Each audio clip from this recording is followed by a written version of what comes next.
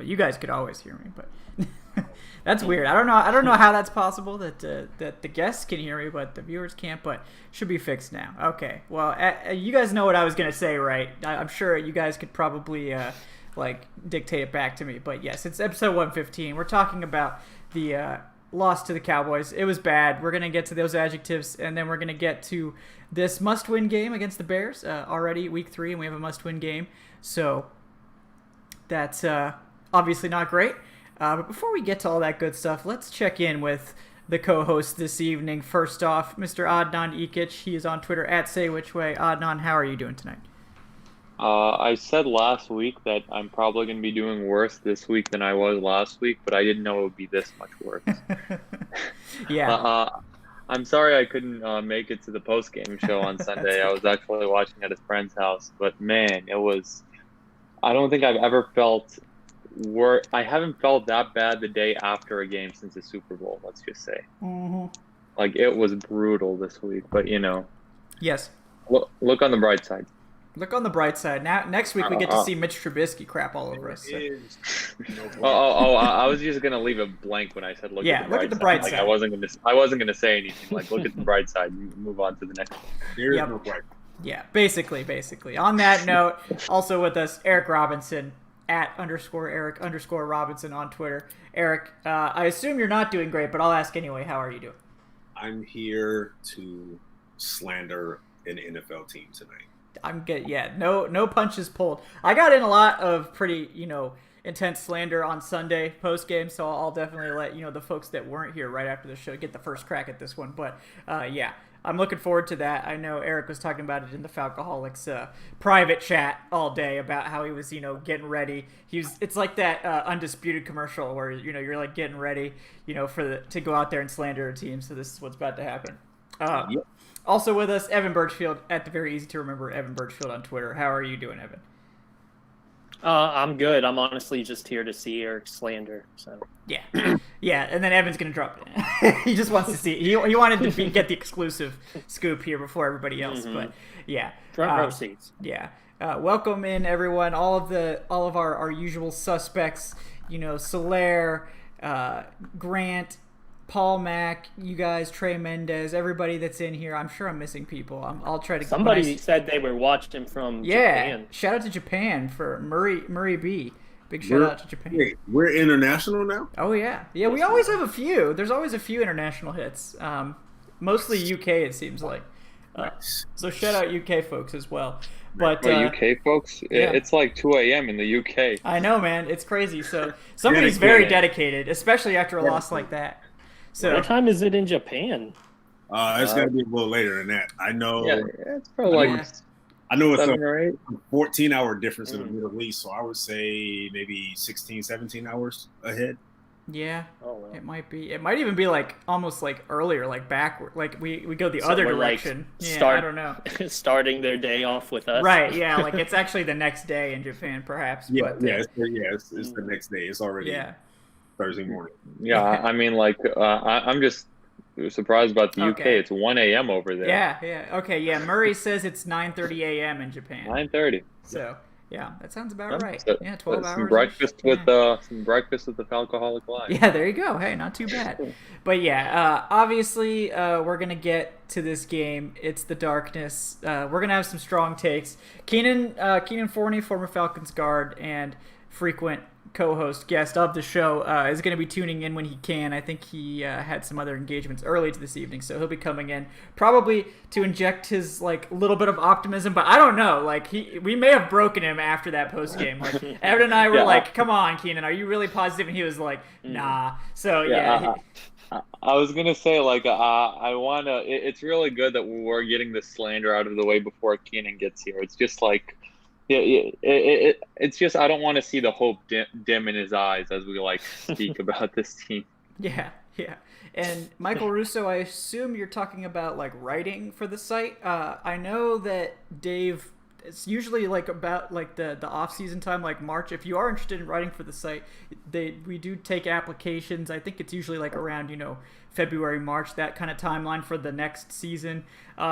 And especially if you're interested in being a moderator or something like that, I know they're looking for people to do that kind of stuff. So I think that there's links about that on the Falcoholic. I apologize. I don't know exactly what it is offhand. I probably should.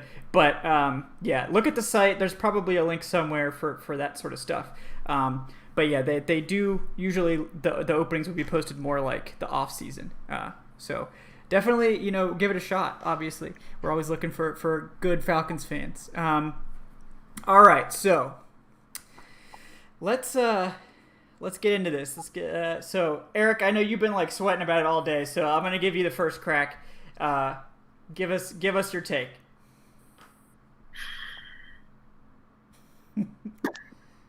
There's so many different directions I can go with. Yeah. I can start off with, the defense not being able to close a football game. I can start with the hands team who practice onside kicks, I'm pretty sure, because of their kicker being good at it. But the hands team suddenly having a brain fart in the middle of an onside kick. I can go to, the offensive coordinator and his inconsistent play calling. I can even point a finger maybe at the star receiver for dropping what could have been a game-sealing touchdown. But I'm going to start at the top. And I'm going to be pretty honest with you guys. And I have been since the ending of that game. Mm-hmm. It is time for a change. Yeah. It's time. I honestly don't. The only thing that can change my mindset is an actual Super Bowl win. Like, even making the playoffs and losing in the playoffs is probably still – I'm probably still going to feel the same way at the end of the year. Yeah. It's time. Yeah. They got to move on. Yeah. I mean, I think we were saying this basically last year too at the midway point. Yeah. So. Yeah, we were. We were saying this last year. It's time, man. I was saying it after the Titans game last year. Oh, yeah. I think it was the Texans game for me. I think that was what did it. It was the Rams game for me, because that was just complete embarrassment. I mean, we had our running back, getting jacked up by Aaron Donald, and it was, made a meme and, very instantly in the middle of the game. So, I mean, it's time, man. It's been 5 seasons, and it's been the same reoccurring theme for all 5 seasons. You can literally go to every season and pick a handful of games that played out in that particular fashion, where they had a lead, they lost it, or they played against an inferior opponent that they should have completely ran over and they got embarrassed, i.e. the Dolphins and the Bills in 2017. Mm-hmm. It's the same thing over and over again. They cannot close games for some reason. Yeah. They left points on the field, definitely, especially in that first quarter. It should have been 28-0, but it wasn't. Mm-hmm. The defense, for some reason, and I've been saying it since the beginning of the season, this defense cannot make a damn play in the second half of the game to save their damn life, man. Yeah. A sack, a fumble. You got 3 on the first 3 drives. You guys can't get any in the last 3 quarters of the game. Oyelowoken was playing literally out of his mind. 3 fumbles in the first quarter. Oyelowoken had a 91 PFF grade for that game. Like, that is how just is that possible? Absurdity. One guy can get 3 fumbles in a quarter. But the rest of the defense can't get a turnover for 3 quarters. Yeah. It's because Hoy didn't play the rest of the game. Yeah, that's it. He was literally punching the ball for fun. He was going out there and just forcing fumbles for fun. I've never seen anything like it. Not since Peanut Tillman. I don't honestly, and I'll definitely let you pick it back up, Eric, but it's just did anyone expect Foye to be arguably the best player on the defense through 2 games? That was not on my bingo card.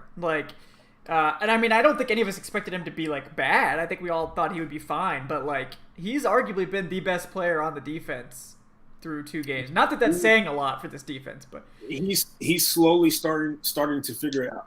Yeah, he's always had the athleticism and all that. So, but right. yeah, go ahead. Sorry, I didn't mean to interrupt. No, it's fine. And I'm tired. I've had enough.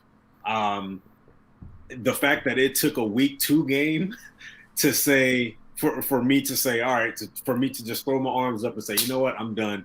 I can't. But I'm here as a fan. Yeah. I'm there, guys. I can't cheer for this team. I really can't. At least not for this season. I can't.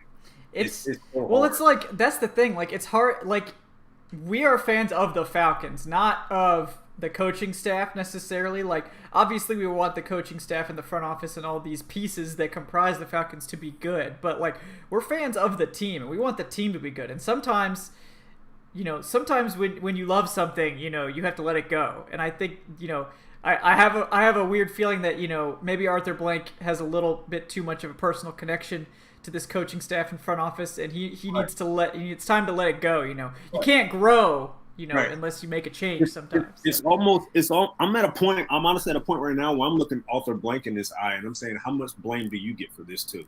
Yeah.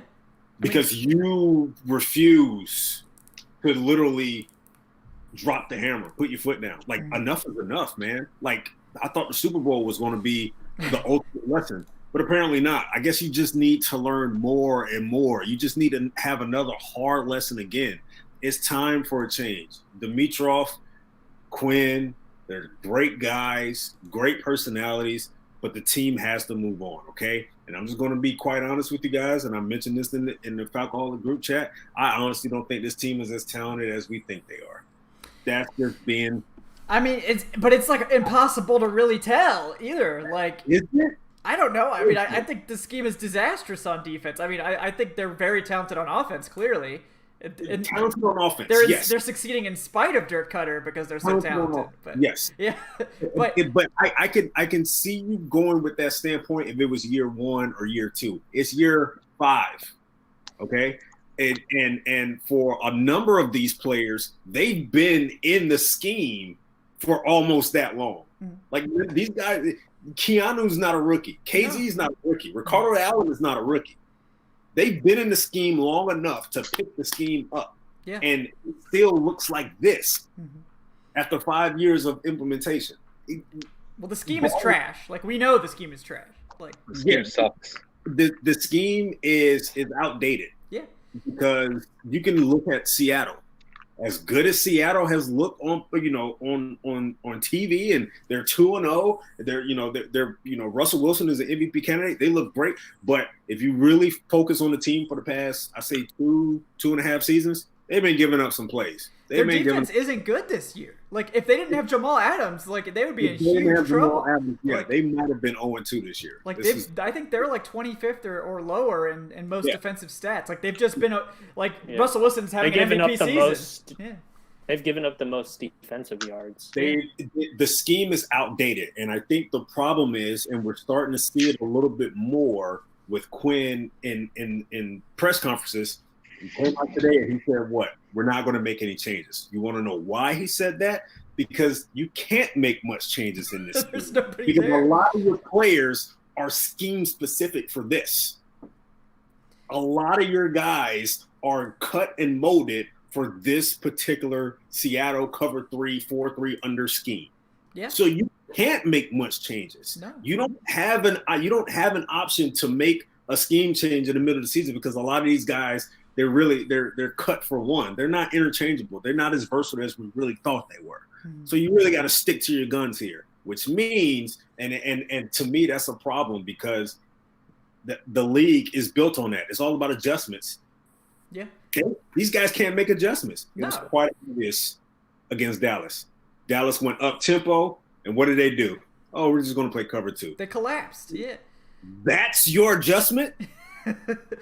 Yeah, it was bad. As soon as Dallas was like, all right, we got to go up tempo, like they just completely collapsed and like you were aggressive, and all of us here on the show has said for weeks, start sending more blitzes, especially with Dion, especially with Keanu. They sent Dion on 2 blitzes, and what happened? 2 forced fumbles. They went on tempo. It changes everything. You let Dallas bring the offense to you. No, man. I'd rather, if Dallas goes up tempo, that's fine. I'm still going to blitz Dak Prescott, and I'm going to punch him in the mouth. If he beats me on that play, cool. I'm with it. But I'm not going to sit back and let him bring the offense to me. That's the problem with this team. And you're going to see it on Sunday against Mitch Trubisky. He's going to have a career day. I can't pick the Falcons this Sunday. I'm sorry. the Bears are going to win. I'm going with them because simply what I see today from Dan Quinn, we're not going to make any changes. Yeah, I'm really surprised the Falcons are favored in that game because the Bears have a good defense and the Falcons haven't been able to stop anybody. I mean, they have played probably two of the best offenses in the NFL, but still, like, I mean, I don't know why you would have confidence in their defense. We're not going to make any changes. All right, whatever. You had two quarterbacks who came out last season and said, hey, we know what you're going to run. Your defense is vanilla. And you're still not going to make any changes. All right. Well, we talked about this like in the preseason too, that we hoped with Joe Witt coming that they would start to play more of a matchup-based, defense. They would let Oliver play with strengths. They would, they haven't been able to use Sheffield. Maybe they would have been rotating in Sheffield, instead of Oliver for these faster receivers. But like they're playing sides still. They're very inflexible. It's just weird. Like, I mean. And when they moved someone around, we saw them put Oliver on CeeDee Lamb, who like is just that's not a huge speed mismatch, their idea of moving people around is to put Keanu on the back end and cover 2 on third down. Yeah, don't do that. Don't do that. What the hell? He's recovering from an Achilles. Like even on a good timeline, he's not going to be back to full health for like another several months. Like it usually takes like most of the next season for someone to get back athletically to where they were pre-Achilles. So like they don't disguise a damn thing. They're so predictable. This is obviously the most predictable defense in the league. Yeah. Well, they are because that's basically what Seattle's defense is. You line up the same way every single play. You either play cover 1 or cover 3 and it works great for Seattle, right? Like the Legion of Boom. Yeah, when literally all of your players are better than the offensive counterparts, then yeah, you don't have to do anything creative on defense because it worked great for them because for years Seattle had what? Seattle had a very, very good defensive line where they were able to drop everybody back in coverage and they didn't have to worry about blitzing Bobby Wagner or KJ Wright because guys like Cliff Averill, guys like Michael Bennett, they were getting home. They don't have that luxury now, okay? Yeah. And I get it. They went out and signed Dante Fowler, who has a half a sack on the season. He was bad on Sunday, but I mean that was somewhat injury related, but he was bad. Tack is starting to come into his own. If the guy can truly stay healthy, he can have a decent season. He can have a double-digit sack season, but that's his issue right now. You take those two guys off the field, they have no pass rushers. Yeah. They have nothing. It's bad. Stephen Means has done nothing. He's Charles a rotational guy. Yeah. They have nothing. Yeah. No, they don't.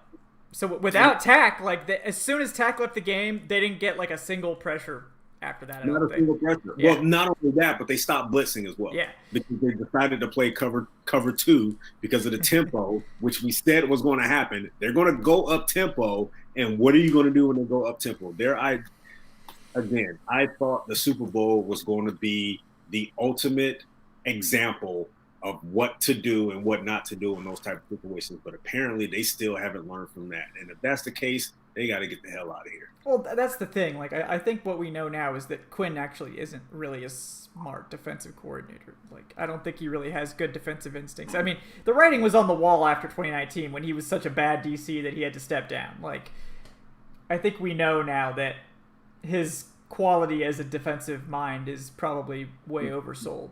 Dan Quinn overall was a fraud as a head coach. I want to know your guys' opinion on this.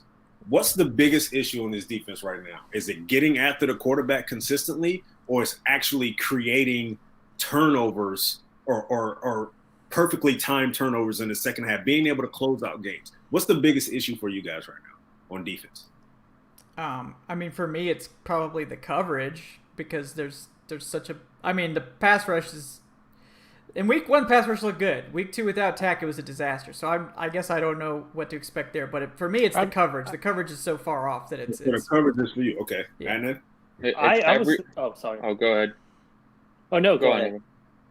Okay, right. I was just gonna say for me, it seems like at the beginning of the game, the pass rush looks pretty solid, but over the course of the game, it just fizzles out. Maybe that's for most teams too, but it's like the first quarter. I remember in the first game against Seattle, it's like Tack looked really good, and then obviously we had more injuries last game, but that's what I've noticed more of the pass rush just kind of fizzling out. Yeah. I'm gonna go with the coverage more than anything, but Okay. It's everything when it comes to this coaching scheme, because you look at this past game, the blitz was working so well, and then Dan Quinn and Raheem Morris, it was the most cowardly thing I've ever seen from a coaching scheme, and it's not the first time we've seen it from them, from Dan Quinn. You take a lead, you take the 20-0 lead, and then you completely back off and play that stupid type prevent defense, that cover 2 under, where you're just letting Dak Prescott get all of the time in the world that he wants, instead of putting pressure on those tackles. And both of their tackles were off the streets. It was an undrafted free agent and a practice squad player. You completely bail them out after going after them, after putting so much good pressure on them in the first quarter. And then it's like, nope, we're just going to completely abandon that, throw your hands up in the air. And for what? So that Dak Prescott, you do that so that you limit big plays for the opposing offense, and so that when you tackle them inbound, the clock keeps running. You can't resort to that in the second quarter, and you especially can't resort to that when Dallas is still getting big plays on you every single time. And Dallas is getting big plays because their wide receivers are so much more talented than our cornerbacks. Here's how that played out. Because Dallas goes up tempo, all right? They're going no huddle. That prevents substitutions on the field. They're playing deep coverage, which means Dallas is going to kind of have to gradually work their way down the field, which means you're going to see 7, 8, 9 play drives, which is why in the second half, those big plays open up. You want to know, because the defense was on the field more than they actually needed to be, because they were going through those 6, 7, 8, 9 play drives in the first half. So you and great point there, and then like you back off. If you know the game, teams go up tempo. One of the luxuries of going up tempo is because it limits your pass rush. You're able to get the ball out quicker. So normally, when teams can't get to the quarterback with their front four, what do most defenses do? They blitz. They're gonna throw the kitchen sink. Yeah. I can't get to you with 4. I'm gonna get to you with 7. I'm gonna get to you with 6. They didn't do that. No, because that's what Quinn's defense is. It's you rush 4. Eric, you can't rush more than 4. Okay, that's against the rules. I don't know what needed to tell him to rush more. The fact that his top 2 pass rushers were out of the game, or the fact that the 4 guys were not getting to the damn quarterback. Like, come on. And look, in John Kaminsky we trust, okay? And look, shout out John Kaminsky. He tried his damnedest. Like, he had like 5 pressures in that game or something. But like, I mean, and they didn't even have Tyrone Smith. No, like that offensive line was a disaster. And like, you saw it work. Like, you saw it work for the entire first quarter, and then you were like, nah. 47 pass attempts, 1 sack. Yeah, that's pathetic. Against 2 undrafted tackles. Like, and an average center in Looney. Yeah. 47 pass attempts, 1 sack. Yeah, and Dak had enough time, especially in the second, third, and fourth quarters, to let those very long routes develop. Those very long passes to CeeDee Lamb, to Amari Cooper. And the thing is, Dallas they gifted you a short field twice. They tried that terrible fake punt twice in the first quarter, and they just gave you the short field. You couldn't take advantage of being +3 in the turnover department. And then it was actually +5 because those two fake punts that didn't work. Those are like turnovers pretty much. God damn. Like they ran Dallas ran 81 plays. You don't normally see an offense run 81 plays unless it's in college. Yeah. Or the Super Bowl. Or everywhere. Yeah, or the Super Bowl where they ran 91. It was the same shit. The same thing. Yes. 81 plays. They learned nothing from the Super Bowl. They did the exact same thing. Your defense is not going to hold up in 81 plays if it's the same thing over. You're not getting to the quarterback. You're letting Dak open up. That's why in that second half you started seeing more big pass plays because of the fact those guys were tired. They probably had about 30 plays or so, 40 plays or so by halftime. That's a lot. Yeah. That is a lot. Yeah, I'm telling the Russian 4 works when you had that great defensive line, when you had Bobby Wagner and KJ Wright as your linebackers, and when you have 3 Hall of Famers in your secondary, pretty much. Dan Quinn got this head coaching job off the coattails of the Legion of Boom and that Seattle defense. Like that Seattle defense, I could have been calling defensive plays for that Seattle Seahawks 2013 team. They would have had a pretty good defense, but just based on the sheer talent alone. You could call whatever you want. It would have been good. Yeah, literally, go ask Madden every single time, and you'll still get a successful game plan out of it. But the thing is, Dan Quinn has come in. He's still here because of Kyle Shanahan in 2016, because of what Kyle Shanahan did in 2016. The past 3 seasons have been terrible. They've been awful. 2017 was fine. The past 2 seasons have been dreadful.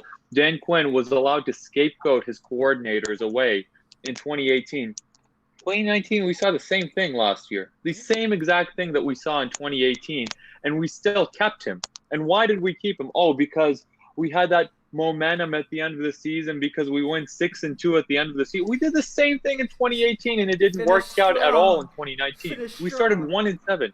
We started 1-7 2019, and now all you did was ruin your draft position and make your schedule more difficult, because you're facing a second-place schedule. We played Seattle and Dallas because that was our second-place schedule this year.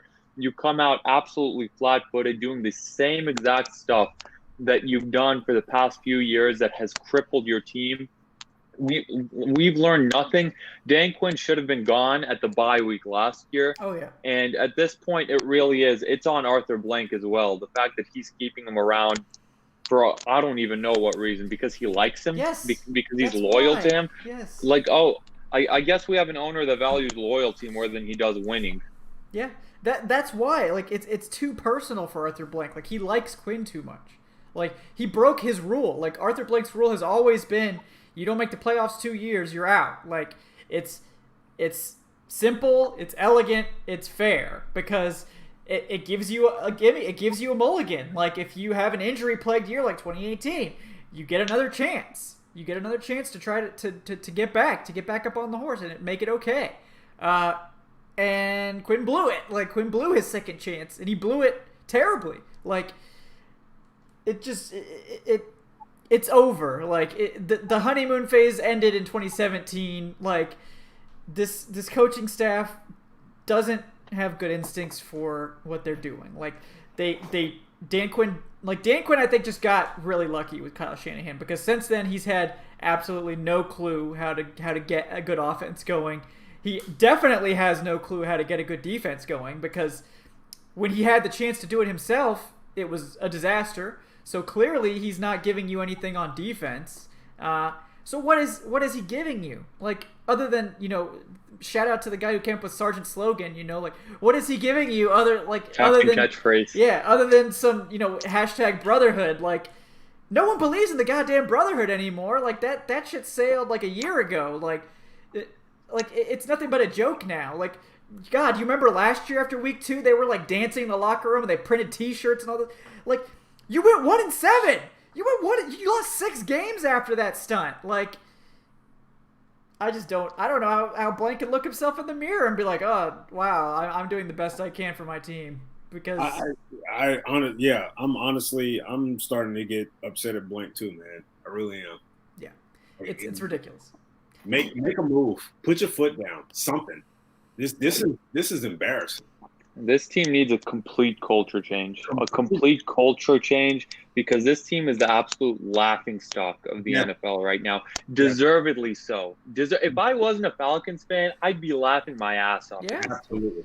After what happened in the Super Bowl, this team has the reputation of being choke artists, and it's completely deserved. They define new ways to lose. Okay, what was the record?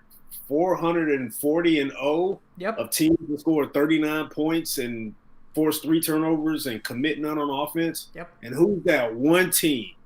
That one team. They find new ways to lose. They're innovators. I'll give them that. The first team in NFL history to record 300-yard receivers in the same game and still look like. Yep. Of course. This game was the Super Bowl. It was exactly the same. Hell, it was less likely for them to lose this game than the Super Bowl. It was actually even more of a statistical anomaly that they lost this game, because in this game they had a 99.9% chance of winning. In the Super Bowl, it was only 97.5%. You were up by 15 points with less than 5 minutes left. You were up by 9 points after the 2-minute warning. The last time Matt Ryan touched the ball in this game was to give his team a 9-point lead with less than 3 minutes remaining in the game, or 3.5 minutes remaining in the game. Yeah. Blew two leads, 2 double-digit leads. And let's talk about the 2-point conversion that Dan Quinn went for when it was 26-10, or 26. Why are you going for 2? Like, that ended up coming back and biting the team in the butt. I was telling myself, I was watching at a friend's house, I was asking throughout the entire third quarter, why did we go for 2 on that? Why? You don't go for 2 unless you have to. Yeah. Right, D-Led posted a video of one of, I can't remember who it was, but one of the reporters after the game was asking him about why he went for 2. And you can watch it for yourself, but it's basically like just to get it up to some, like he had some like, yeah, it was 26 nonsense. Just to get it up to 28. 28 because 28 is 4 touchdowns or whatever that. It was basically that. Yeah, I didn't even watch the video, but that's probably it. That's such a dumb reason to go for 2. Like, the analytics do not tell you to go for 2 in that situation. Yeah. Well, eyes are pointed at Bob Sutton at that point, right? Well, he's not even doing it anymore. They gave it to somebody else. I forget who it was, but they gave it to some other coach without any fanfare, you know. But game manager or whatever, man. Yeah. Well, Keenan Forney's here, by the way, guys. Welcome, Keenan. How are you doing tonight? Good. What's up, y'all? How y'all feeling, man? Well, you know, we're just getting it off our chest. You know, yeah. Well. Yeah, I mean, I want to let Odd Non Eric. You guys got anything else you want to add on this point before we give Keenan a chance to get in here? I'm tired, man. I'm tired. Yeah. The worst part about this is, and this is my prediction, the team is still going to probably go 8-8. Like, I think the team is still going 8-8. Looking at the schedule coming up, I predicted 9-7 at the beginning of the year. I'm leaning toward 8-8 right now, and watch us still bring back Quinn for next season. He went 8-6 down the stretch, man. That's good enough. That buys him another year. Oh God. Yeah, or we'll hire Mike Nolan or something next season. Oh man, bring back Mike Nolan. Oh, shout out.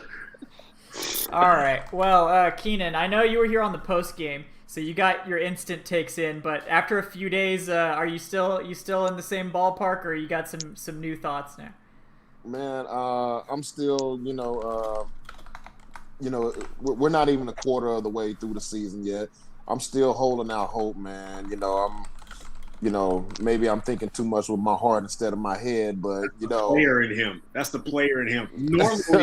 Normally, Keenan has already moved on to the next week when he was still playing by this point. So I can expect that from him. That's the man. Like they got to come out this week and they got to look good, man. They got to look good and they got to win the game, bro. So it's it's bad when you go into week 3 and it's already a must-win situation. Like that's never absolutely good. Yeah. Absolutely. I think it's must-win because you lose week 3, week 4 you're going up against the Red Hot Packers at Lambeau Field. Yeah. And then it's 0-4 if you don't win. So yeah. But like Keenan, I know like you've been there. I honestly don't remember the records of the Falcons' early season, the years that you were there. I don't know if you ever had to like personally endure a start to the season like this or not, but you mentioned that the last episode. Yeah. When they started going to. That's right. Yeah. So like what do you do as a player? Like how do you keep it together when the team is on having such a poor start to the season? Man, you just got to be positive with your teammates. You can't do a whole lot of finger pointing. You got to raise them up. I mean, everybody in that locker room, they know who the weak link is. Trust me. They know who it is. They talk about it. They just not going to tell the press or nobody else. They know who it is. So, I mean, for that group, and I've been in locker rooms where the O-line was that group, man, personally, you got to stick together. You got to continue working on yourself so you can make the group stronger. But the rest of the team has got to continue to encourage you as well, man. And is a little slick things said here and there in the locker room and team meetings? Like, oh hell yeah, man. Hey, on the plane. If everybody know the O-line is the issue, And somebody sitting in the back of the meeting say, well, maybe they need to run the ball better or something like that. Right? Hey, it gets brought up now, especially like if they had them players only meetings, where it's come to Jesus. Yeah. One of them moments. Hell yeah, it gets brought up, and depending on the circumstances, depending on who's running the meeting, of course, it might get to where it's like, hey, look here, man, y'all got to step y'all game up, or hey, y'all need to stop fucking up. I'm sorry to be cursing, but it gets said like that. I've been on a plane before where I think we had a kicker that missed like 4 or 5 kicks one time. Oh, that's the worst. Yeah, and we could have won. We lost job. to Jacksonville. Yeah, we lost to Jacksonville, and we were sitting on the plane, and the kicker, he just felt horrible. And I remember talking with Lawyer Malloy. He was just like, man, I want to kick his ass, but I don't even know his fucking name. And so, after the game, we get back to Flowery Branch, and we're in the locker room getting our stuff. Some guys aren't there. The kicker, I could just tell he felt terrible. And, I just went up and talked to him, was like, hey, look here, man. Don't worry about it. It's your first game. You're going to be all right. Just trying to speak some positive into him. He was just like, man, dog, I might not get another chance to kick. And lo and behold, Tuesday he was out of there. But, I wasn't, he had enough people already on him. The game was fresh and he was going to have enough people on him the next day. I wasn't going to be somebody dumping on him. Yeah. I took that approach. Yeah. Which is, I'm sure, appreciated. But it's like, I don't think fans really get that. Like, fans think they're more invested than anybody else, but the players are more invested than the fans. Like, the players care more than we do, obviously. Like, I mean, it's not just about a fandom thing for you guys. It's like a livelihood thing and like a personal pride thing, so I just think that's something that fans don't always get, Let me ask you this, Keenan. From a player's perspective, being in a locker room in a situation like that or in a circumstance like that where you're 0-2 to start the season, how tense is it? Do you feel some people may be walking around on eggshells at that point? Oh, hell yeah. Really? Yes, sir. Yes, sir. Especially the group that's screwing up, because then you never know. Somebody could be on that waiver wire real quick and they out trying to get somebody else. Do you see it from the coaching staff too?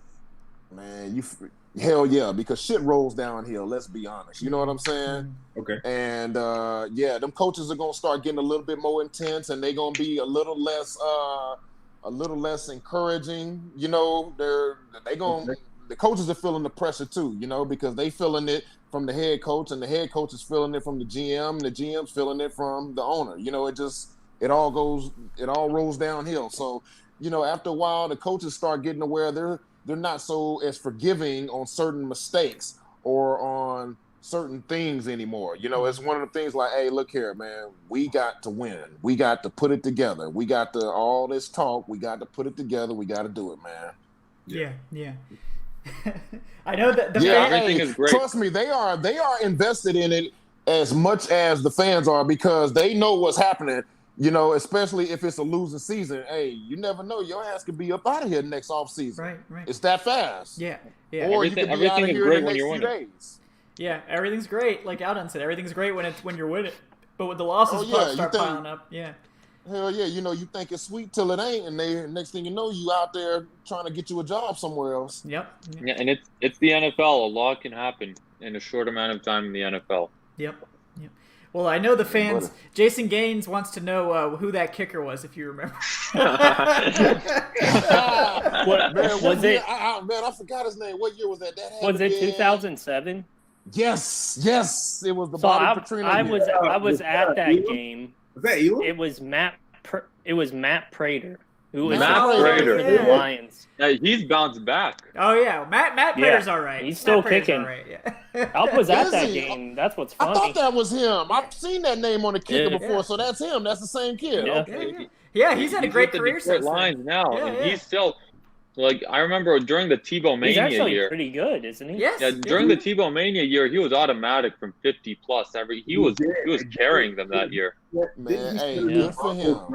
Didn't he set a new Broncos record for a field goal? I think he did. He might have set a record. No, I think that was either him or McManus. that like broke the all-time record from 65 yards. I think it was Prater. Yeah. So he's all right. So I don't feel bad. He's fine. So he made a 60. Hey, he bounced back. Good for him. Yeah. He has the NFL record, 64 yards. Yeah. That's crazy, man. That's amazing. Yeah. Okay. Hey, you're talking about a 14-year career in the NFL, 2-time Pro Bowler. Wow. Yeah. Hey man, he learned from that Jack. He learned. Yeah. I bet he did. Hey, I bet he did, because on that plane, boy, I'm sure he could. You know how when you do some bullshit and you can just feel people's eyes just burning a hole in the side of your face. Yep. Mm-hmm. Oh my God, boy, you can. People was pissed at him on that plane. Right? Oh yeah. Man. Yeah, I feel for kickers, man. It's funny because I've talked to Morton Anderson. I think who came in maybe, was it after that? No, that was an earlier season, I believe. But yeah, that was earlier. Yeah, season. that was an earlier like season. A couple seasons before that. That was still under Jim Moore, I believe. Yeah, but it was just like, oh yeah, somebody messed up in front of him and then he had to come in. But it's just the kicker, like, it's such a weird spot because like when they go out there, they're like.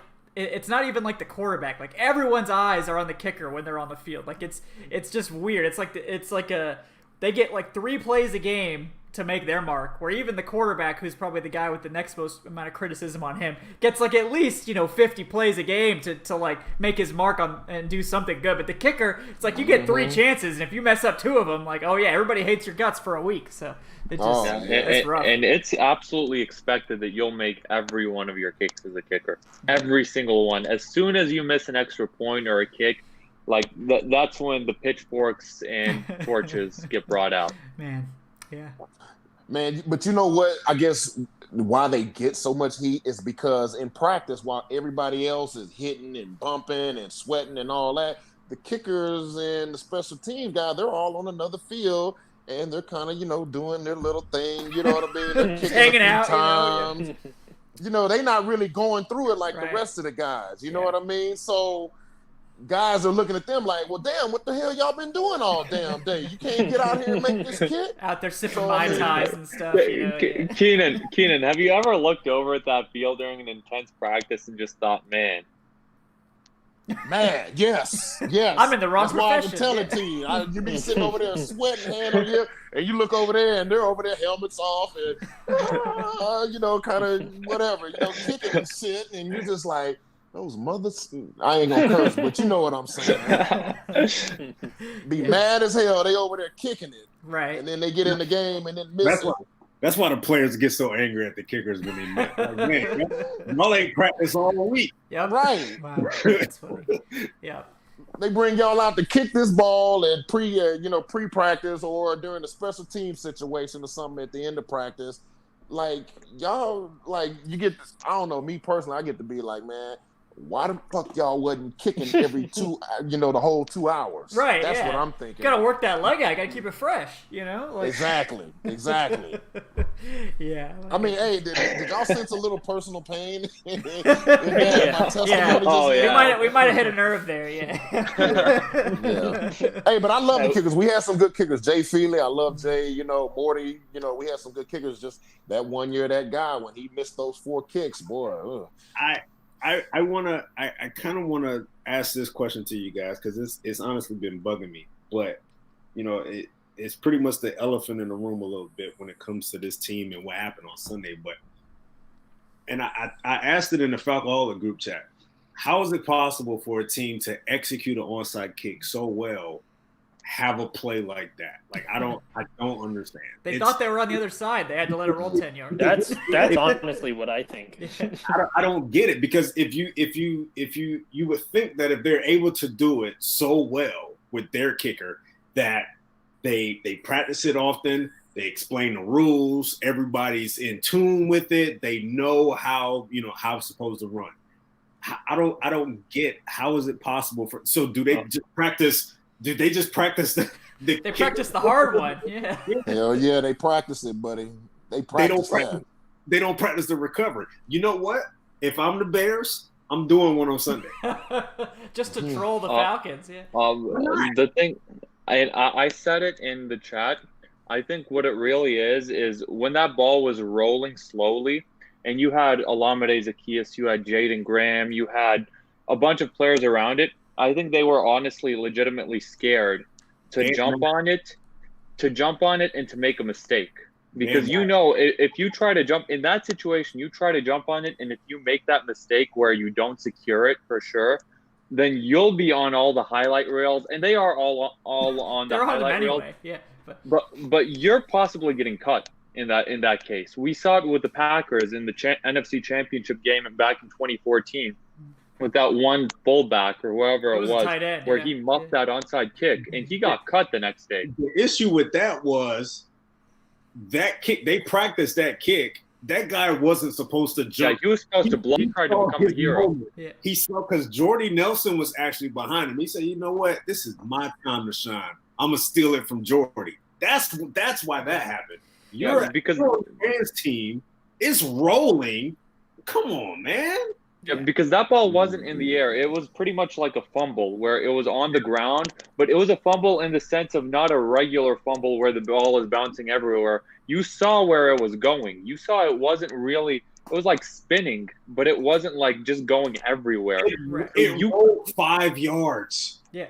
I think they honestly, if you want my honest opinion, I think they thought it wasn't going to go 10 yards. So they thought it would just be better to just let it sit. I don't care. That's what they body language looked like. That's what it looked like. Don't care. Oh, and I have to apologize because last Sunday I got the rule wrong. I thought that if it's kicked, if the receiving team, if they go try and touch it, if they fumble it or whatever, and the other team recovers, I was sitting up thinking, hey, it's still ours because it didn't go 10 yards. I had to get corrected on it. It's like, no, they changed that, I guess. It's up for grabs. Yeah.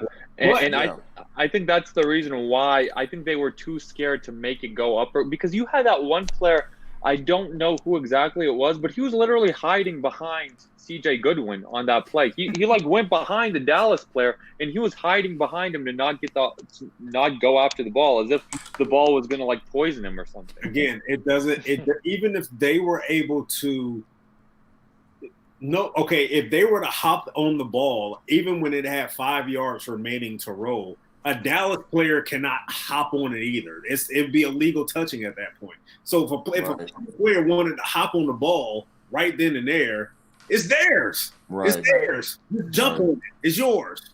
The Dallas can't touch it. They still cannot touch it for another 5 yards. And it's the hands team, so you figure, all those guys that are out there, they can secure that thing real quick. Hurst, Zacchaeus. Yeah.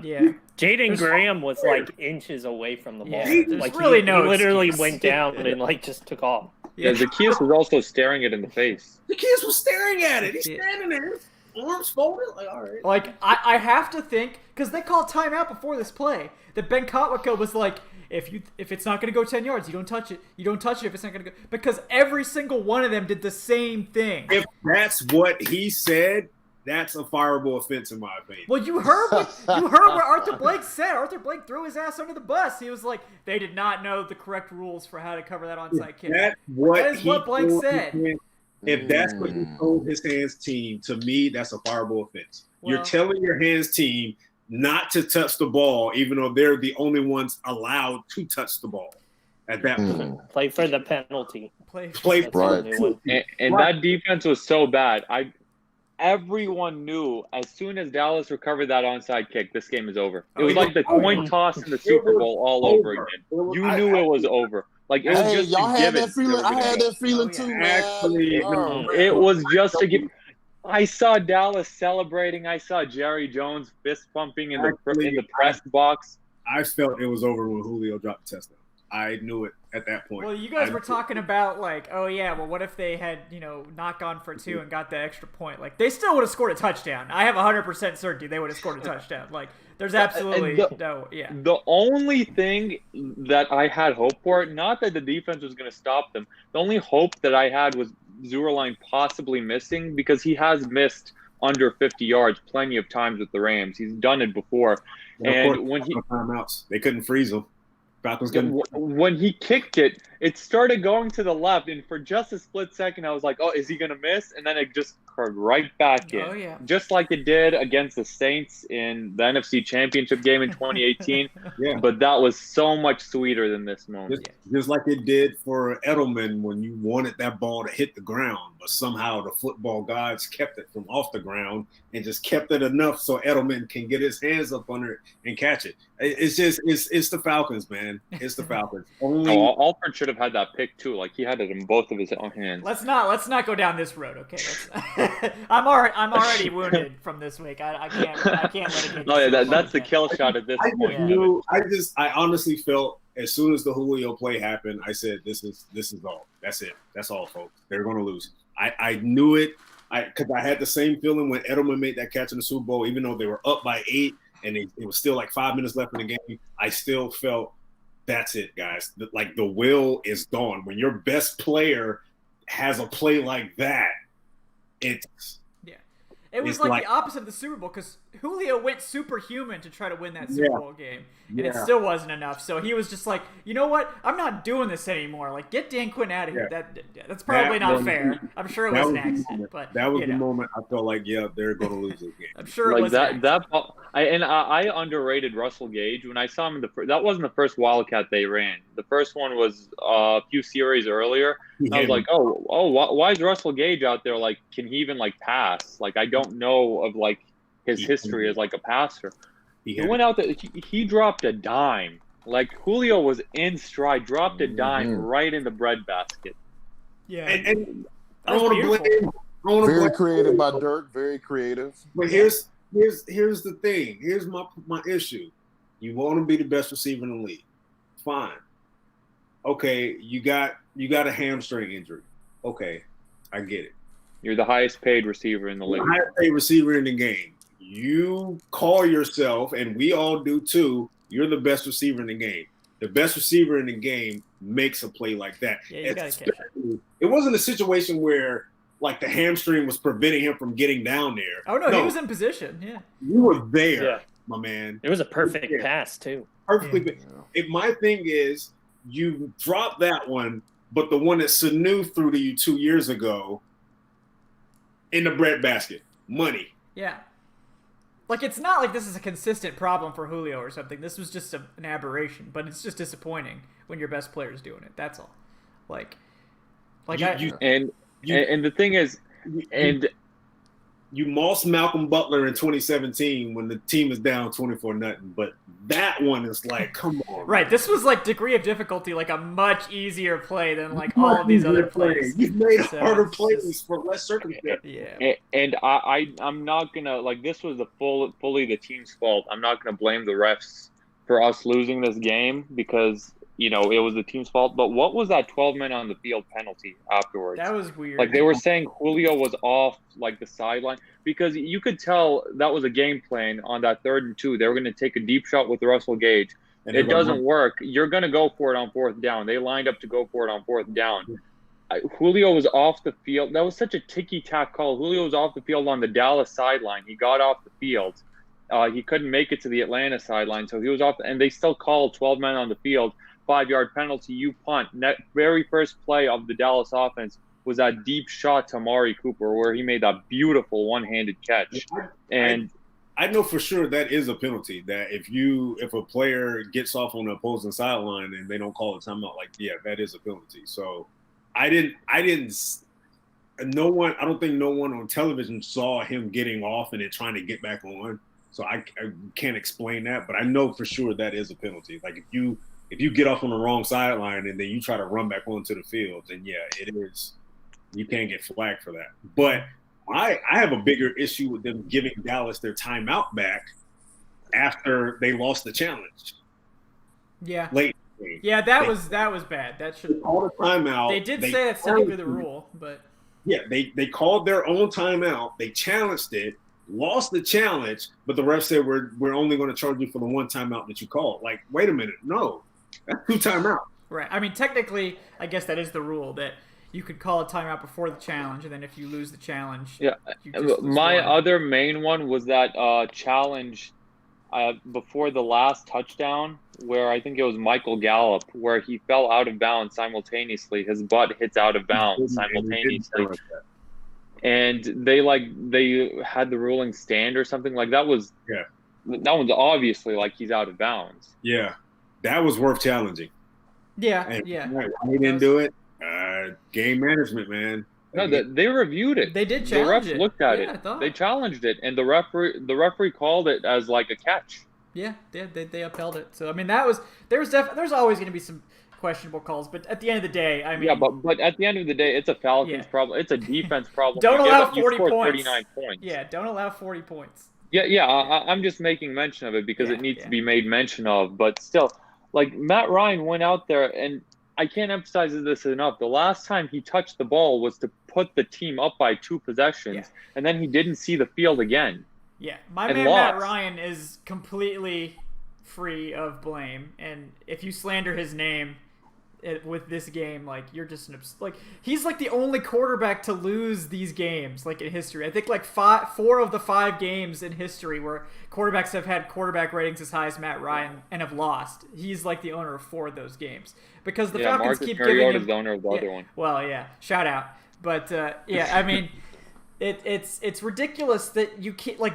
Your defense is such an embarrassment that Matt Ryan literally can't overcome it. Like that's how bad it is right now. Like if you score 39 points, like three of the possessions were totally gifted to him, and you know that's understandable. But still, like they scored 39 points. Like the offense was not the problem, and you give up 40. Like I mean, it's like you're not winning many games with that strategy. Like if you can't win games scoring 39 points, you ain't winning any games. Like at all. So. Got to fix that up. And, you know, today, like, I wrote kind of a critique of, you know, like, there weren't a lot of critiques from Dirk Cutter's offense thus far, but one of them is that, you know, he's very conservative on second down in particular, which is strange because he's aggressive on first down. Like, the Falcons average over 10 yards per attempt on first down, so they attack downfield. It's very aggressive. It's great. On second down, they average 5.7 yards per attempt because guess what? They throw short of the sticks on second down. It doesn't make any sense. Like, you're great at downfield passing, but you throw short on second down on purpose to set up a third down. Like, this is 2020. We don't set up third downs anymore. Like, this is not – people don't do this. Like, people have known for years now that you just avoid third down altogether if you can. You don't try to set up third and short. And this team is literally their worst down and distance is third and short. Like, they average less than a yard per play on 3rd and 1 to 3. Like – that is unacceptable. Like, don't get into third down. You suck at third down. I mean, honestly, they're fine at third down on the whole. I think they have, like, the 10th best conversion rate on third down. But, like, still, like, it's better if you don't get to third down at all. But that's my only other than the run game being pretty shitty, that's my only critique of the offense from this game. But at some point, we should probably talk about the Bears, I guess, too. Yeah, I mean, to be honest, in fairness, I think Dirk Cutter overall called a pretty good game. Yeah. Like, the run game wasn't there, but he called a pretty good game in this one. The defense, on the other hand, like, Raheem Morris, he's gone from, like, being a potential head coaching candidate for next year to just, like, all of that is up in flames at this point. Oh, yeah, no. I still have a little fault with Cutter. I think I honestly believe he went run heavy early in the game to get it out the way, to shut people up. And just stop running. The outside zone was working. The outside zone was getting some yards. It wasn't getting chunk, but it was getting 4 or 5, maybe a carry. And he was very sporadic with that. I didn't like it. I didn't like it at all. Yeah.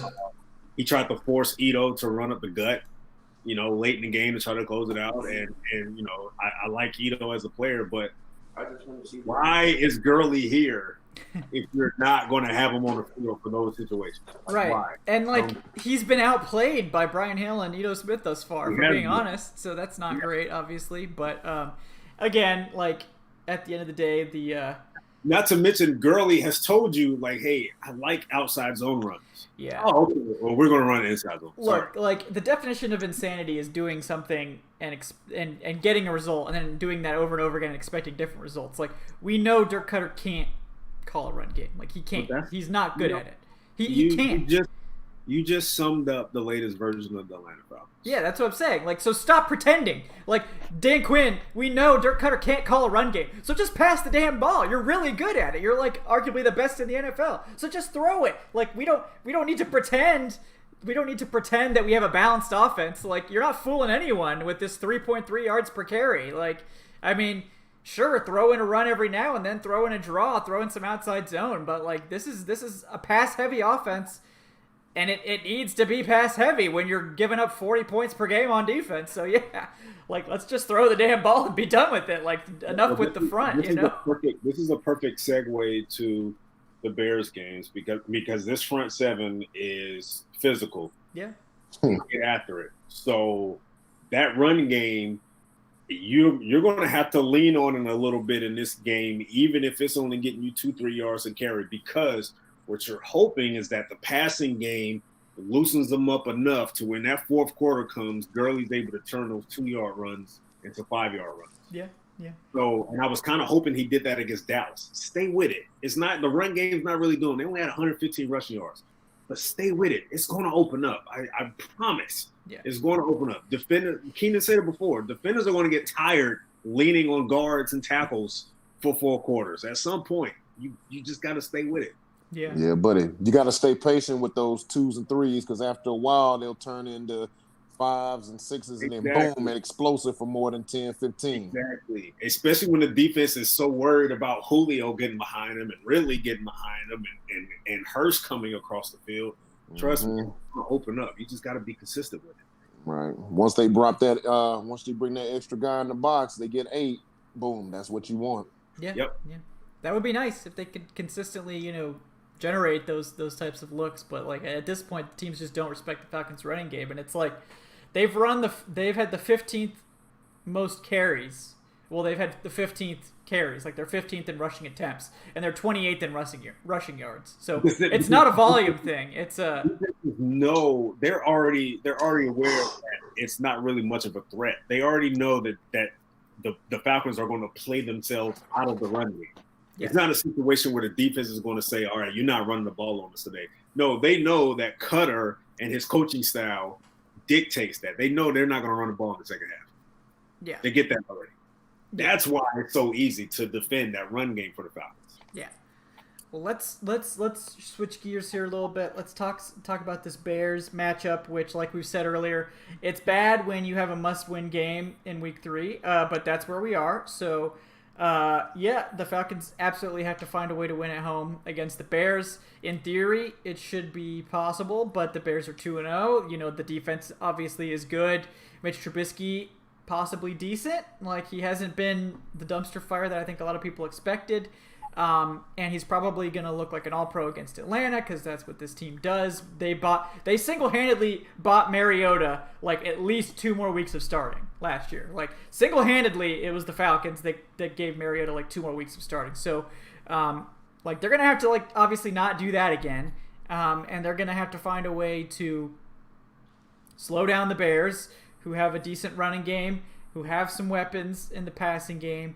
The offensive line is solid. Like, it's really just kind of like an above-average offense. I mean, or at least it should be if Mitch Trubisky can deliver it. But let's start with Adnan. What's like a key matchup in this game for you in terms of where you think the Falcons can have an advantage over the Bears? In regard to a matchup that I want to see happen in this game, the Bears' best weapon is Allen Robinson on offense. And while Allen Robinson hasn't really gotten off to a great start, he's at 108 yards, hasn't scored a touchdown yet. He's had to deal with some very poorly passed balls from Mitch Trubisky. One thing I want the defense to do is put A.J. Terrell on him, because A.J. Terrell, for all of the slack that we give to the defense, A.J. Terrell had a very good game in Week 2. And he wasn't going up against nobody. That Dallas receiving core is very good. Isaiah Oliver, opposing quarterbacks have a quarterback rating of 118 when targeting Isaiah Oliver this season. Like, Isaiah Oliver has not been it. I just hope that we don't try to stick to our guns, so to speak, and say, oh, Oliver is the number 1 corner we're going to put him on Allen Robinson. And I hope we don't do the thing where we're like, all right, they're going to play sides. We're going to have Terrell here, Oliver here, and then they can just stick Allen Robinson on. Because I firmly believe if Oliver is going one-on-one against Allen Robinson, Robinson's going to go off for 150 yards in this game and a score or something like that.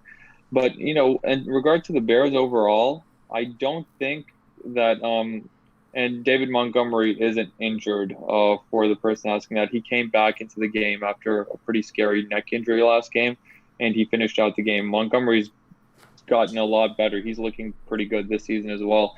But I'm not that scared of the Bears as I was against the Cowboys and the Seahawks. Like, I picked the Cowboys to win, and I just wasn't expecting it to be an epic collapse, a historic collapse, the way that we did it. But with the Atlanta Falcons, you have to expect the unexpected when it comes to They're to innovators, collapses. like we say. Yeah. I think the Bears are a very fraudulent 2-0 team.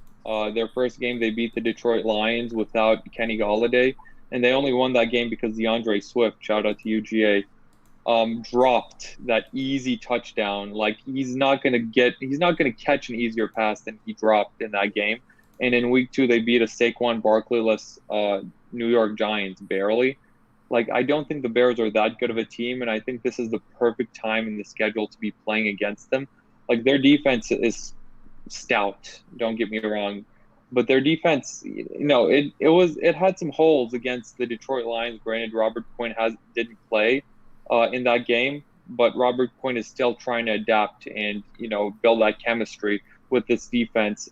But Adrian Peterson just tore them apart in that first game. So I agree with that run game. You have to use it. You have to take advantage of it against this Bears team, because I guarantee you, if you're completely predictable in this game, you're probably not going to face a better pass rushing duo than you will in this game all season long. And, I don't want to say that definitively, but Robert Quinn and Khalil Mack, they're scary, across those edges. Yeah, especially with, you have Matt Gono making, I think, his first career start at right tackle. And, Matt Gono was actually great. Matt Gono is fantastic. Yeah. Don't get me wrong. Matt Gono, Matt Gono high. We've been calling for it.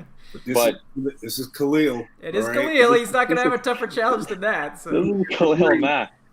Yeah. This is not Alden Smith. This is arguably the best pass rusher in the league. Right. Yeah.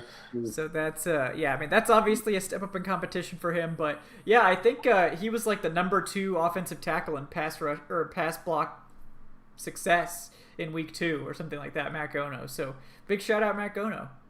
Because he was going up against like DeMarcus Lawrence and stuff. I mean, there's no slouches there. So right. So I hope he can withstand the assault that Khalil Mack will be giving him, because that is a tough matchup. Keenan, you got a matchup that you're watching in this game against the Bears? Oh, yeah. I'm looking for, I'm going to piggyback off what y'all was saying, Khalil Mack versus Jake Matthews. And, Khalil Mack versus Jake Matthews and Gono, and Quinn versus Matthews and Gono. I believe that they're going to switch. They're going to try and figure out who's weak today. Mm-hmm. I was watching a little bit of that Giants game last week, and man, those two guys, they were getting after it. I think Quinn, he got around my boy a little bit and got the strip. And Khalil Mack is just strong enough to pick up any offensive tackle and throw them into the quarterback. It's I'm looking forward to. I feel like if we control those two, we'll have a chance, because in the middle, I think we can block those guys. But if we don't control them edges, it's gonna be hell. We ain't gonna be able to pass it. We ain't gonna be able to run it, and then it's gonna really be F Dan Quinn day. I mean, if you thought it was bad this past Sunday, it'll really get bad. So yeah. But I'm optimistic. I think that Jake, you know what I'm saying, can get out there and slow down Mac. Mac gonna get his. Let's be honest. But we got to control them. Jake looked all right with that knee. Yeah, he battled. He battled, right? He looked all right. He's tough. Yeah. Like, he's a tough dude. He barely ever misses any snaps at all. And I believe they only gave up 1 sack, right? Yeah, that's true. Like they played well against Dallas's pass rush, which has been one of the more disappointing units of the season, I think. But the O-line in both of the first 2 games, the O-line's been very good against the pass rush. Yeah. In pass protection. I remember in that first game, I haven't seen the PFF scores for the second game yet, but in the first game, everyone had a pass protection grade of over 70 except for Alex Mack on the offensive line. Which is not what you usually expect. So.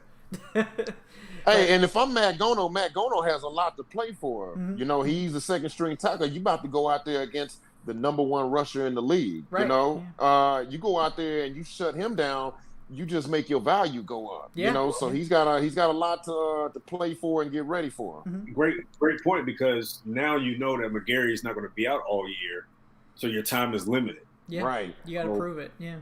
Right. Can you imagine if Gono goes out there and absolutely puts Khalil Mack in his pocket or something like that? Yeah. We'll be out here saying, why weren't you starting him earlier? Right. Where was he all the time? Yeah, find a spot for him on the O-line then. Left guard, I don't care. Get him out there, So, yeah. No, I totally agree. I think the offensive line's a really big matchup in this game. I mean, to me, it's it's just the defense just has to be good enough. They have to be able to stop somebody. They have to do something. Because the Falcons scoring 30-plus against the Bears, it's going to be harder this week than it's been the last 2 weeks. It's not going to be as just wide open. The Bears don't have the super weak secondary of the Seahawks and excuse me, of the Cowboys. This super young secondary that's going to struggle to cover the Falcons receivers. They have a great pass rush. It's not gonna be as easy. So eventually the defense is going to have to stop somebody, or we're not winning games this year. You can't. They're giving up 39 points per game. You can't win football games giving up 39 points per game. You're never going to win a game giving up 39 points per game. So for the love of God, please give up less than 39 points per game. Just less than that would be a start. So let's go for 30 this week, maybe. Maybe we can start there. Against Maserati Mitch. Is that a real thing? Yeah, that's a real thing. That's what they've been calling him for the 2 games. If he throws for 403 touchdowns. Yeah. Hey, bro, but Mitch is making the Pro Bowl off the back of this game alone. My matchups is honestly Dirk Cutter and Raheem Morris versus themselves, basically. That's my matchup. These guys, as much credit as they get as being play callers and coordinators, these guys have shown enough to us to see that they can single-handedly trip the team up by themselves. Dirk Cutter needs you. To me, I'm not an offensive mind guy. I'm not an offensive coordinator, but to me, I'm playing a Bears defense like that. They're 19th against the pass, and they have those type of pass rushers. I'm doing a lot of short game. I'm doing a lot of short passing game with that. I'm opening up for the second half. So when I'm going to take my deep shots in the second half, but I'm going to limit that pass rush. Raheem Morris, I think the Bears are 25th in yards per pass attempt. Yeah. Which means you probably don't need to play cover 3 against this team. Just putting it out there. No, nonsense. They're playing cover 3. You probably don't need to play a whole lot of deep Tampa 2 against the Bears. Maserati Mitch, though. Maserati Mitch. This is the perfect offense to send some blitzes, man. Yeah, play cover 1. Come on. They're going to rush 3, and they're going to call prevent. Yeah, they're going to play prevent against Mitch Trubisky. Oh, man. Prevent immediately. The ultimate insult. Against this defense, because this defense is predicated on getting the ball out in a timely manner with Trubisky, making his first read and getting the ball out. So you're playing deep cover 3, man, they're going to be first downs all day. Boom, boom, boom. Yeah. This is perfect offense. For as much flack as we give Mitch Trubisky, he's still an NFL quarterback. He's a former top 10 pick. Like any NFL quarterback, you give them time and you give them that open space, they're going to make you pay. Yeah. Right. Yeah, particularly against the Falcons. Yeah. So, I I know Quinn came out this week and said we're not going to make any adjustments. Well, against this particular offense, you probably need to make some, man. I don't know why you covering. You should be making adjustments every week because you're game planning for your opponent. Like, come on, man. Why are you guys covering grass against the Bears offense? I don't know. Yeah. Whatever. I mean, sure.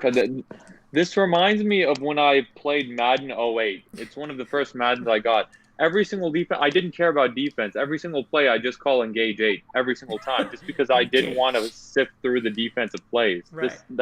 It feels like this is what that is, and not engage 8. I wish it was engage 8. Yeah. Right. Engage 8. Oh man, that's like who is it that calls that? Greg Williams, man, the Greg Williams special. Just engage 8 with like engage 8. Engage it with like freaking with Peppers, with Jabril Peppers like 30 yards downfield. Hell yeah, that's real football.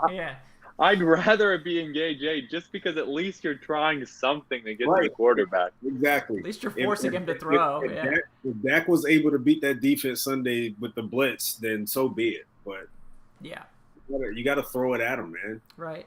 Yeah, and on the offensive side, like the weakness of the Chicago defense is the secondary. So it's going to be the passing game again. Like if you can give Matt Ryan time, like I mean, Kyle Fuller's good, but those other corners, I mean, they're not that special. They lost They lost Amos, I think, right, to free agency. Yeah. So they're starting a rookie corner also. Yeah. Jalen. Yep. So I mean, these are guys that aren't superstars.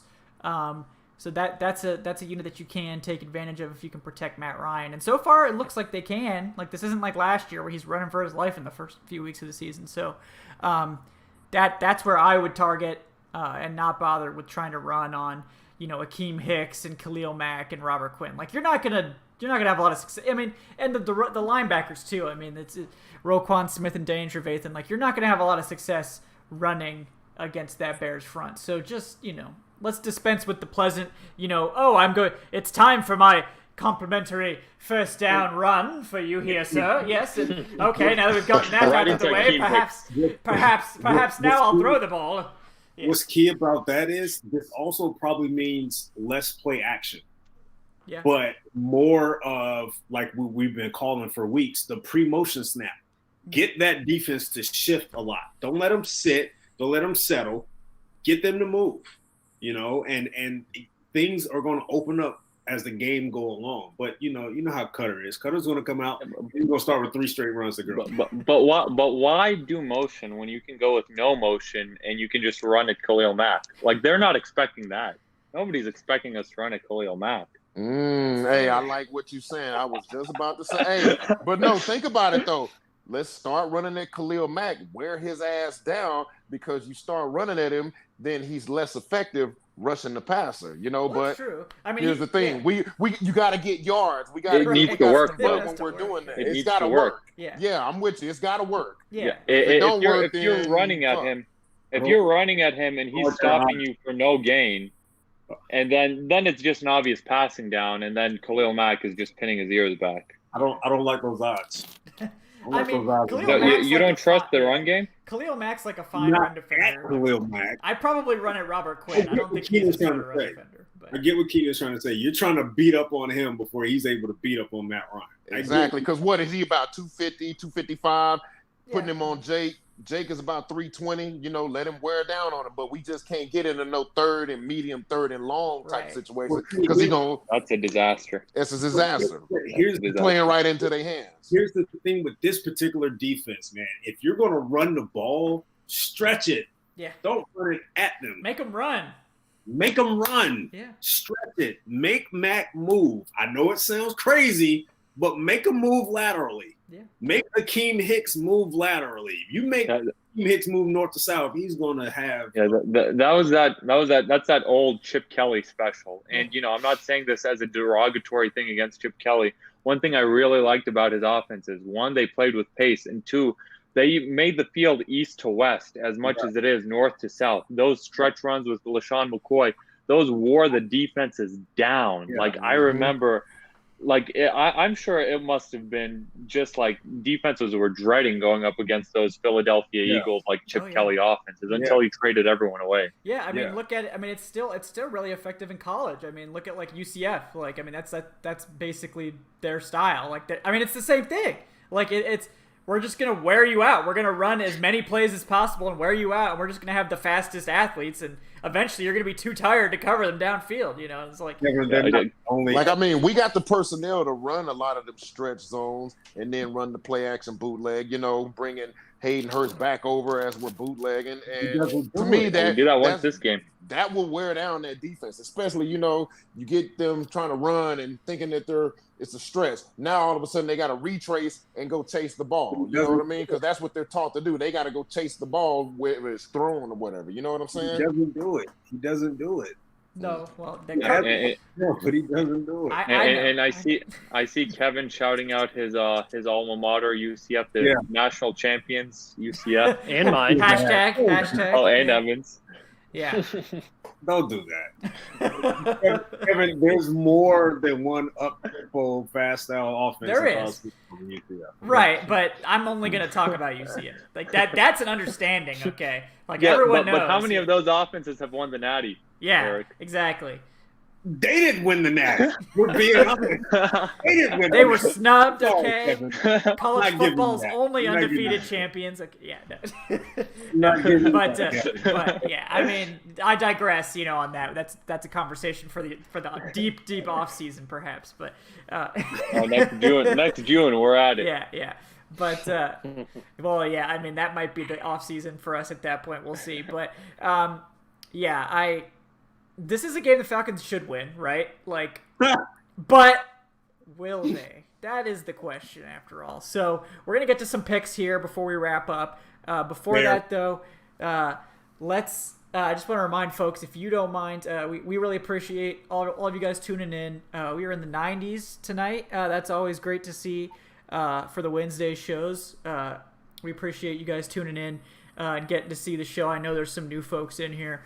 So if you guys don't mind throwing a like at the video, that helps us out. It helps other people on YouTube find the show. And if you're not already subscribed to the channel, that's another great way to support us, and you'll get notifications when we go live. So you don't even have to pay attention. You can just like check your phone and you get the notifications. So hit that up. We really appreciate you guys. So time for some picks. We'll go to Keenan first this time. He's at K4065. Keenan, what do you got for this game? Man, I'm going to go with my heart instead of my head. I'm going to go with the Atlanta Falcons, man. I know I might get some pushback from that, but, you know, hey, it's only 2 games. I feel as though they'll come out and make the adjustments, and they'll fight to the finish this week. All right, yeah. I mean, I appreciate that. I mean, eventually we have to be right? Because I don't think they're going 0-16, so eventually we're going to be right if we just pick them every week. But, yeah. So, yeah, no, this is a good one to pick, though, like, because next week probably, you know, more difficult prospect there. So, yeah, this one's probably the easier choice there. Evan Birchfield's at Evan Birchfield on Twitter. Evan, what do you got? Well, last week I went with the Falcons purely because I thought, well, if they'd go in, beat Dallas, and then lose to the Bears. So I'm going to flip in and just say they're going to beat the Bears, even though I have no confidence in it.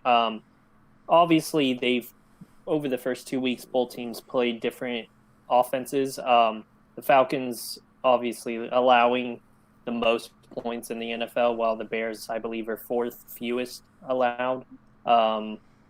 Again, Falcons play much tougher offenses, but still, yeah, I don't know. Yeah, we'll see what happens. But like, I'm not optimistic or anything. It's just okay. That's fair. You know, you don't have to justify yourself to the pick gods. Yeah, I do want to see how the Bears. I feel like, you know, they didn't really use them too much last week. But like Tariq Cohen, I feel like he's one of those guys who could eat up this team. I think he wrecked us last time he played. So. He did, but Patterson, the Bears the Bears are very strange. They've started really going away from Tariq Cohen last season and this season. Like, I think they're making David Montgomery into more of like a pure bell cow, where he's the receiving back as well. He had 3 catches last week, had a touchdown catch on a great catch and run. but they just gave Tariq Cohen a new 3-year contract. Meanwhile, Allen Robinson has been just like hanging out to dry, and he's their best offensive player. Yeah, you got to pay all your running backs. Yeah. And Anthony Miller's pretty good too, and he had like no catches last week. Yeah, so. that's weird. It's weird for them. All right. Eric is on Twitter at _Eric_Robinson. Eric, what is your pick for this game? I'm sorry, guys. All right. This season is a mess already. It's only going to get worse. Yeah. They're going to start 0-3. I'm sorry. They prove me wrong. I'll be on here next week and say, hey, they proved me wrong. But right now, my heart and my mind says Chicago. They're in agreement.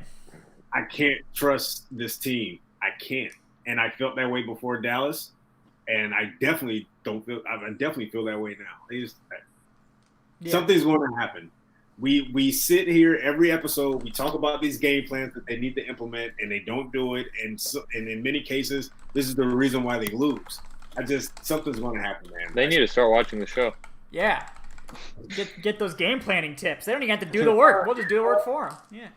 I just feel something's going to happen. Something goofy's going to happen where Trubisky's going to have a career day, or they're going to give up the most rushing yards to a punter or something. I don't know. Another like obscure. We're running out of obscure stats for them to break. So goofy going to happen.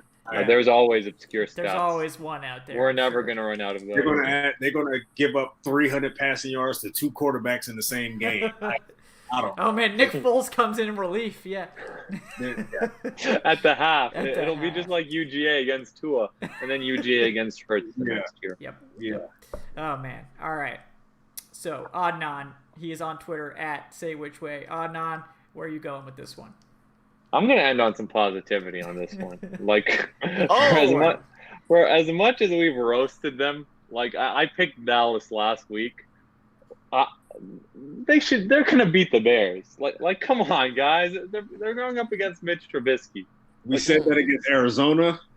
We said that against Rams last year.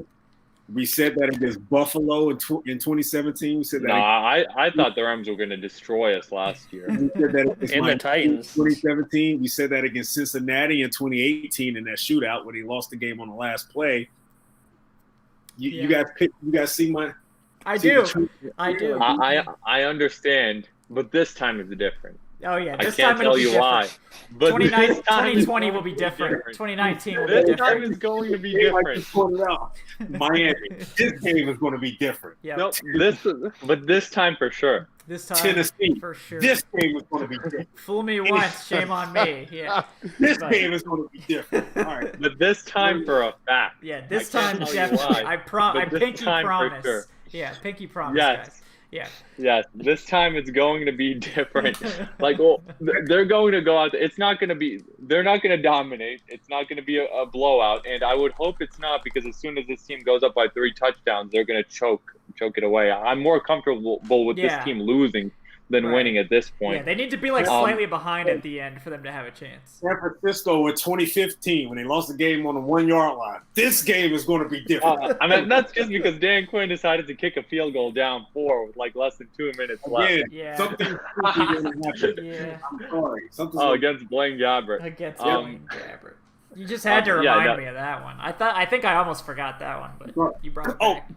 How do we forget about Cleveland 2 years ago in 2018? This game is going to be different. It'll be different, Eric. You have to believe. They had Georgia Bulldog Nick Chubb to just run it down our throats. Oh man, shout out Nick Chubb. Yeah. Also we're gonna have fans in the stands. 500. That's right. Yeah. So that'll be interesting. 500 fans. A home crowd.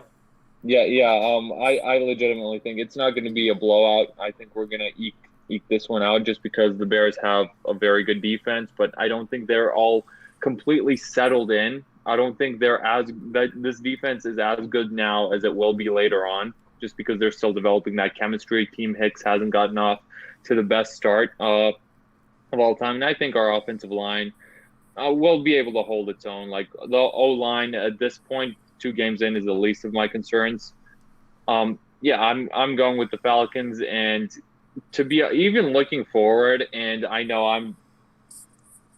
I don't know why I keep doing this to myself, but I have optimism looking at this schedule.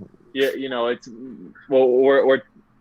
you're facing the Panthers 2 times over the next few weeks. They probably won't have Christian McCaffrey. You're facing the Lions, who aren't that scary.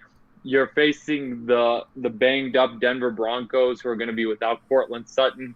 Like, I think this team will be at around 500. They're just gonna luck into just a bunch of wins because it's Denver doesn't have their quarterback, and you get to play Carolina twice without McCaffrey. Hey, a win is a win. Right. A win is a win. I'm taking it. Right. Hey, man, I love you, man, but you just fixed the hell out of him. Jerry Judy's gonna have a career day now, man. Mm-hmm. Hey, Jeff Davis too.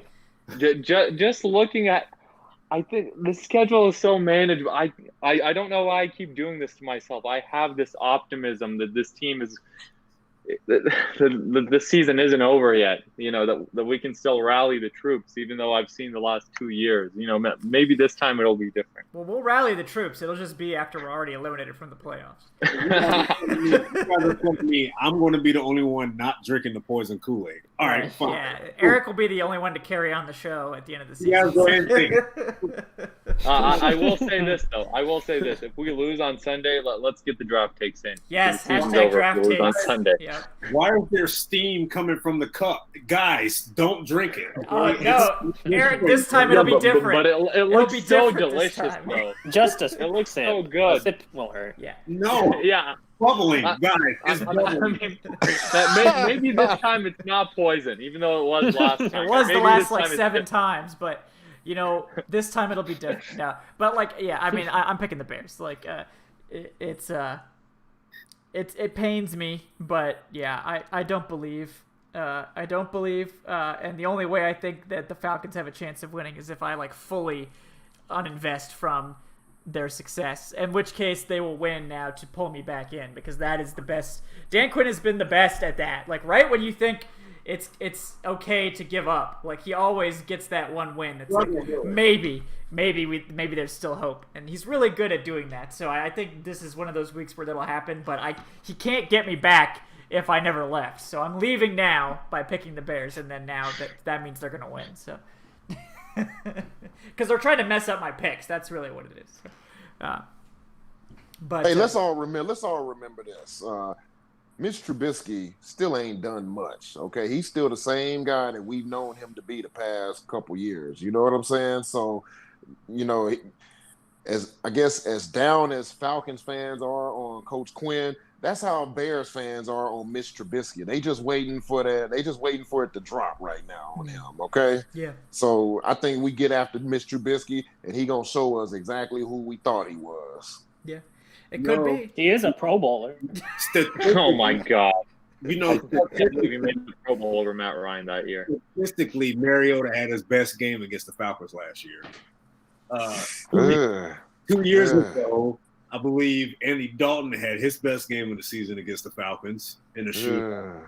Yeah, but this time it'll be different. This time it'll be different. Eric's gonna walk away. Look, I want to believe. I'm still drinking the Kool-Aid. I can't quit them. I just can't. Yeah. It's acid. It's an abusive relationship. It just burned a hole in your cup. Why are you still trying to drink it, man? Yeah. All right, guys. Well, we appreciate. Well, and just one fact before we close off, the Bears, remember, took Mitch Trubisky over Pat Mahomes and Deshaun Watson. They traded up to do so. In fact. Yeah, they traded up from 3 to 2 to do so. So that's what I'm ending the show on. Yeah. Well, maybe there's hope because of that. So. But yeah, guys, we do appreciate you tuning in on this Wednesday night. As always, we'll be back on Sunday after the game to give our post-game immediate thoughts. You can catch the show in audio-only podcast format on all your favorite podcast platforms. That is a thing that's happening now if you prefer podcasts. And yeah, guys, we just appreciate you tuning in and commiserating over the very sad state of the franchise at this moment. It is still just week 3, so there is, a glimmer out there in the universe of, an alternate timeline perhaps where the Falcons, do well and finish the season strong and, maybe that exists somewhere. Maybe we'll find it. Probably not, but maybe. So if you're one of those folks that thinks that reality is still out there, then God bless you, and continue tuning in. And if they do start winning, we'll be the first to acknowledge that. But yeah, needless to say, it seems like there's a lot of pessimism on the pod, a lot of optimism too, though. So we'll see how that goes, and we'll see what happens on Sunday, because like we said, this is a must-win situation already in week 3. So for myself, I'm Kevin Knight at Falcoholic Kevin. Also with us tonight, former Falcons guard Keenan Forney. He is at K4065, and I always forget your Instagram because it's different. So tell me what it is, Keenan. It's F65 Performance. Give me a follow. Real quick before we end, I want to express my condolences to the Kansas Comet, Chicago Bears great Gayle Sayers. I saw that he passed away. I want to send my condolences and prayers to his family. He gave a lot to the game. And for everybody else, man, get out. Watch some football this weekend. Georgia's playing. High school football's going on. Get out and check it out before they decide to shut it all down, man. Support these kids. Yeah, there might not be a whole lot of time. So, socially distance, wear your mask, and get out there and enjoy some football. So it's outdoors. Better. It's outdoors, okay? So it's fine. But also with us tonight, Evan Birchfield, at Evan Birchfield on Twitter. Evan, anything you're working on that you want to plug? I have a fantasy article coming out on Friday. We have, if you saw our picks, but we have the rest of the staff picks coming out tomorrow. Yes. And that's pretty much it. All right. And follow the Instagram, the Falcoholic. Yes. Hit that Instagram up. That is something that Evan manages and does a great job. So check that out, folks. Also with us tonight, the very angry but always informative Eric Robinson at _Eric_Robinson, bringing the heat about the coaching staff this evening. Eric, anything that you're working on you want to let the people know about? Oh, yeah. I'm working on this lovely game preview for this game that they're going to lose on Sunday. Just lead with that. That's going to be the first line. Yeah. Yeah. Before we even get to the game, it's over. I'm going to provide some solid information in it, but just know all in all, they're probably still going to lose. They're probably not even going to read it, and it is what it is. And, I real quick before we get off the show, man, I want to give my complete disappointment in our judicial system, because family of Breonna Taylor was let down today. Yeah. And they did not get justice. They got money, but they did not get justice. And this goes to show why the African American race feels a certain way about things in this country. This is a prime example. And to be quite honest with you, if you don't like it, I really don't care. And I hope the show goes on with the African American community. We continue to push that narrative. We continue to push that message that Black lives do matter. But today was an example where the judicial system showed that Black lives don't matter. Yeah. They showed that. So right on. Yep. Yeah. So, I mean, I echo everything that Eric just said there. It's a travesty that we're still in this situation. Yep. We got a long way to go. That's basically the. I actually just read this too. I'm sorry, real quick. No, go for it. On today's date as well, I believe it's 56 years ago, was when the individuals that were involved in the Emmett Till murder were also, they also went scot-free on this day. It just goes to show you there has been very little to no progress in 50 years, and that's unacceptable in this country, because I can't imagine what the family of Breonna Taylor is going through, and I can't imagine what the African American community is going through. We've talked about it before on this show a few months ago, and